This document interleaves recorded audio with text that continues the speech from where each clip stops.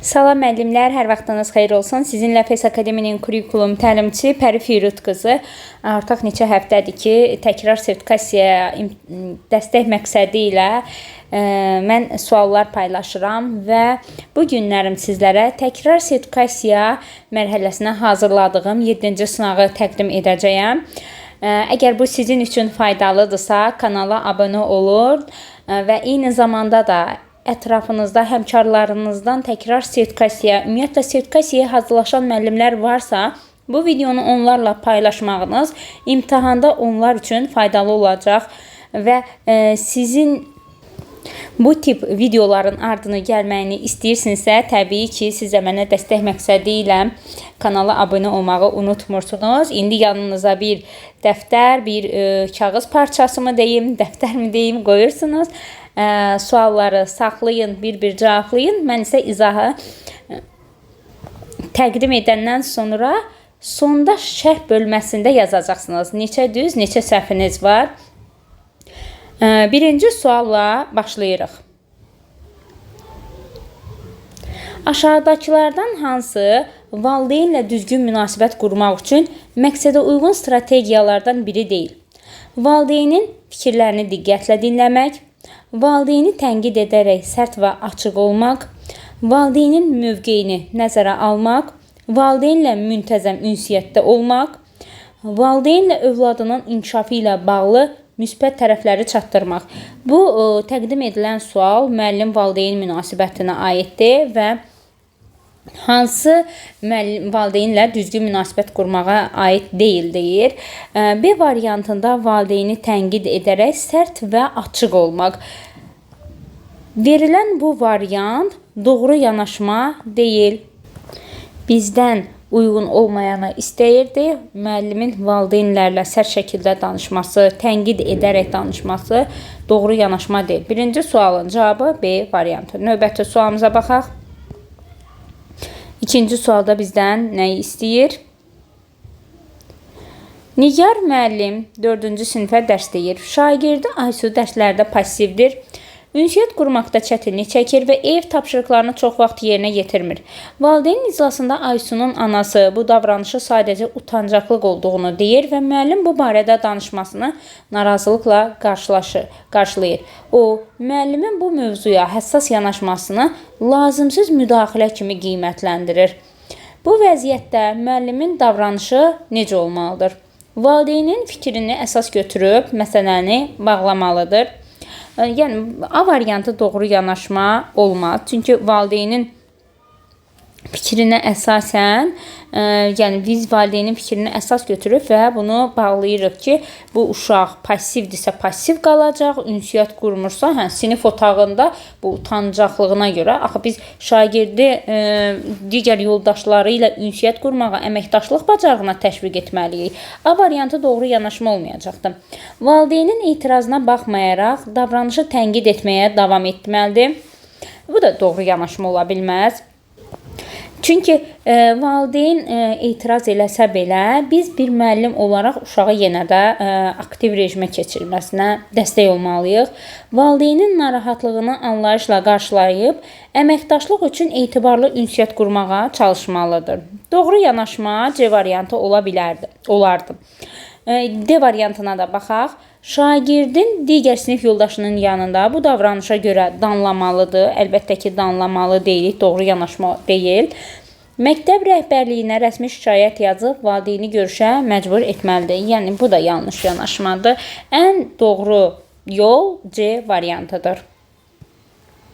Üçüncü suala baxaq. Təqdim olunan suallar müəllim-valideyn münasibətinə aiddir.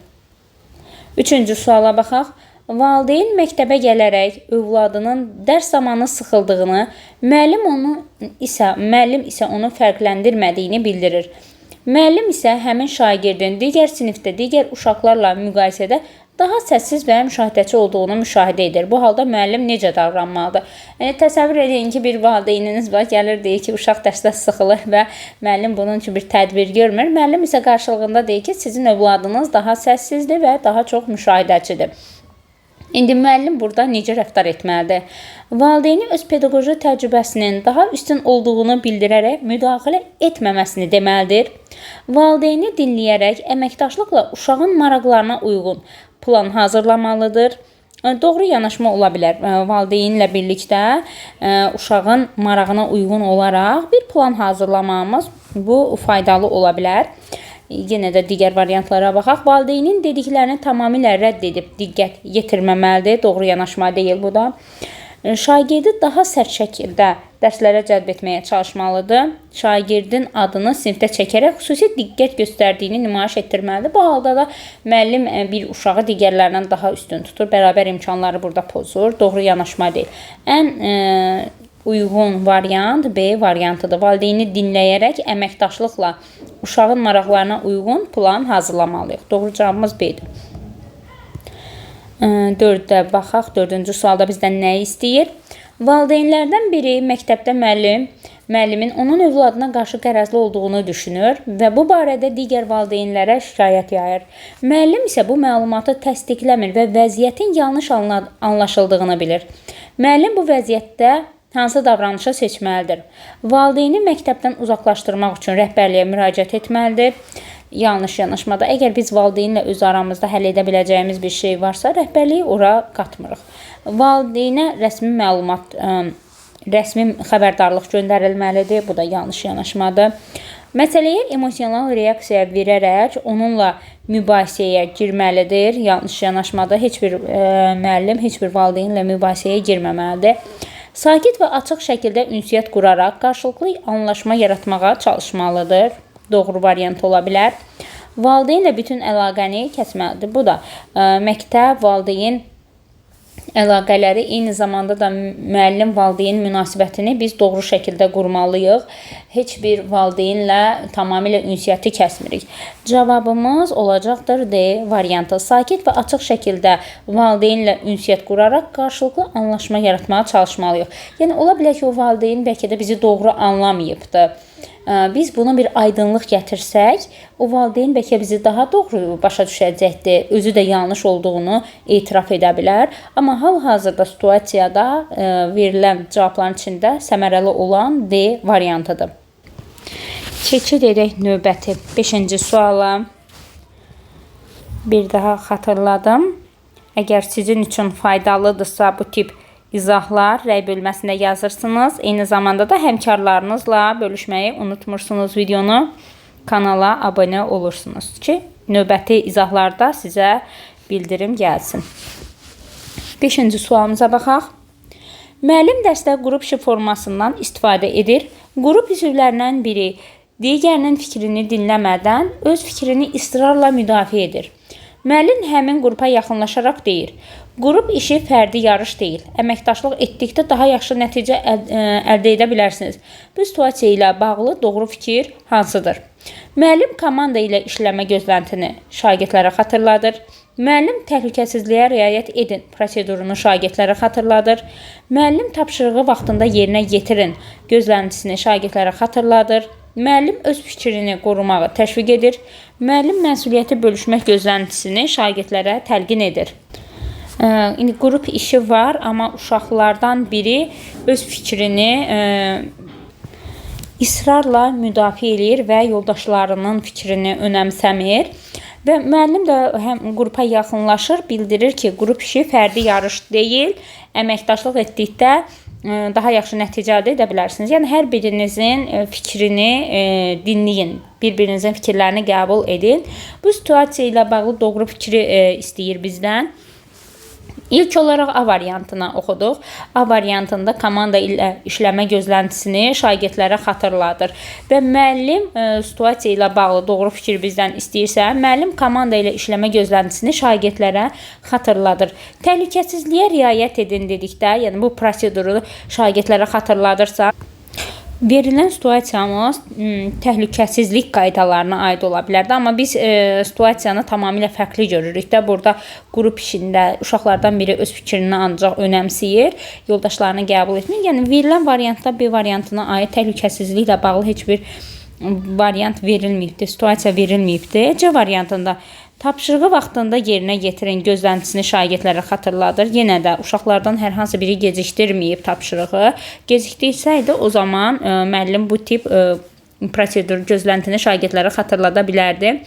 Müəllim öz fikrini qorumağı təşviq edir. Yanlışdır. Müəllim bildirir ki, hamınız əməkdaşlıq şəkildə daha yaxşı nəticə əldə edə bilərsiniz. Müəllim məsuliyyəti bölüşmək gözləntisini şagirdlərə təqlid edir. Bu da yanlışdır. Cavab olacaqdır A variantı. Keçid edək növbəti 6-cı sualımıza. Yenə də eyni tipli sualdır deyə bilərik. Müəllim dərs zamanı bir şagirdin digərlərinin cavablarının gülməsinə şahid olur. O dərsi saxlayaraq deyir: sənə gülmək xoş deyilsə, başqalarına da gülmək doğru deyil.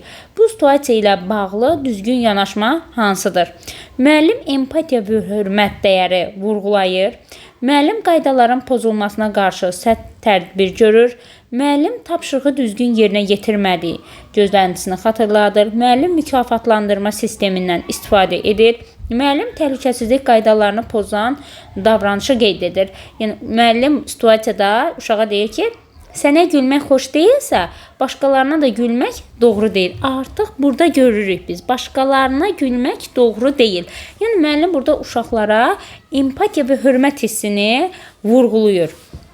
Situasiya ilə bağlı düzgün yanaşmanı istəyir bizdən. Düzgün yanaşma ola bilər A variantı. Növbəti sualımıza keçid edək. 7-ci sualda. Təqdim olunan sual qayda və ya prosedurlarla bağlı suallardır. İndi baxaq 7-yə. Dərs zamanı müəllim sinifə deyir: əgər sualınız varsa, əl qaldırın. Hamının eyni anda danışması işimizi çətinləşdirir. Bu situasiya müəllimin hansı davranışının önə çıxdığını göstərir. Müəllim emosional tənzimləməni təşviq edir. Müəllim vaxtın səmərəli istifadəsi prinsipini izah edir. Müəllim fərdi yanaşma ilə tapşırıq verir. Müəllim çevik tapşırıq dəyişimini tətbiq edir. Müəllim qarşılıqlı hörmət və qaydaya riayət gözləntisini vurğulayır. Situasiyaya qayıdaq. Əgər sualınız varsa, əl qaldırın. Hamının eyni anda danışması işimizi çətinləşdirir. Müəllim bu situasiyada qarşılıqlı hörmət, qaydaya riayət gözləntisini şagirdlərə vurğulayır. Cavabımız olacaqdır Y variantı. Növbəti 8-ci suala baxaq. Hansı fikir yanlışdır? Diaqnostik qiymətləndirmə şagirdin güclü və zəif tərəflərini müəyyənləşdirməyə imkan verən ilkin qiymətləndirmədir. Doğrudur. Diaqnostik qiymətləndirmə şagirdin bilik və bacarığının mövcud vəziyyətini müəyyənləşdirir. Doğrudur. Diaqnostik qiymətləndirmə müxtəlif üsullarda istifadə olunur. Doğrudur. Diaqnostik qiymətləndirmənin nəticəsi ilə bağlı müvafiq qeydiyyat təhsil alanın gündəliyinə yazılır. Yanlışdır. Diaqnostik qiymətləndirmənin nəticəsi jurnala, şagirdin gündəliyinə yazılmır. Yanlışdır. Daha sonra diaqnostik qiymətləndirmə uyğunlaşdırılmış tədris metodlarından istifadə etməyə şərait yaradır. Doğrudur. Yanlış olanı bizdən istədi. Yanlış olan da D variantıdır. 9-cu suala baxaq. Hansı xüsusiyyət formativ qiymətləndirməyə aiddir? Şagirdin təlim fəaliyyətinin izlənilməsinə və inkişafına yönəlmişdir. İzləmə varsa, elə formativ qiymətləndirməyə aiddir. Dərsin təlim nəticəsinin müəyyənləşdirilməsinə yönəlmişdir. Nəticəsi şagirdin yarımillik qiymətlənməsinə təsir edir. Məktəb rəhbərliyi tərəfindən aparılır.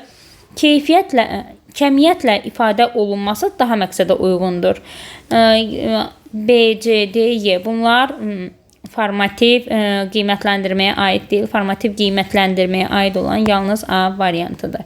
Növbəti suala baxaq. Hansı fikir doğrudur? Yenə də doğru fikri istəyir bizdən. Summativ qiymətləndirmə müşahidə üsulundan istifadə etmək olar. Summativdə deyil, formativdə istifadə etmək olar. Yanlışdır. Həm qeyri-formal, həm də formal müşahidənin qeydiyyatının aparılması məqsədə uyğundur. Bəli, formativ qiymətləndirməyə aiddir. Qeyri-formal müşahidə nəticəsi əldə olan informasiyanı etibarlı deyil. Əksinə etibarlıdır. Yanlışdır bu da. Formal müşahidənin aparacağı meyarlar ilin əvvəlində müəyyənləşdirilir, yanlışdır, ilin əvvəlində müəyyənləşdirilmir bu. Konstruktiv rəydə şagirdin emosional vəziyyəti əks olunmalıdır. Emosional vəziyyəti deyil, idrak fəaliyyəti əks olunmalıdır. Bu da yanlışdır. İndi doğrunu istədi bizdən. Doğru variantımız B variantıdır. Rəy bölməsində neçə düz, neçə səhviniz olduğunu qeyd edirsiniz müəllimlər. Hər birinizin fikri mənim üçün önəmlidir. Növbəti mövzularda da çalışacağım ki, sizi daha çox cəlb edən mövzuları, sizə daha çox çətinlik çəkdiyiniz mövzular hansılardır, onları rəy bölməsində qeyd edin. İmtahana qədər həftədə 3 dəfə olmaqla sizə sınaqlar təqdim edirəm. Sizə faydalı olsun deyə çətinlik çəkdiyiniz mövzuları rəy bölməsində qeyd edin. Növbəti həftələrdə o mövzuya uyğun sınaqlar hazırlayım, sizlərə təqdim edeyim. Bu qədər müəllimlər. İnşallah ki, bu sizin üçün faydalı oldu. Növbəti sınaqlara dək sağ olun, salamat qalın.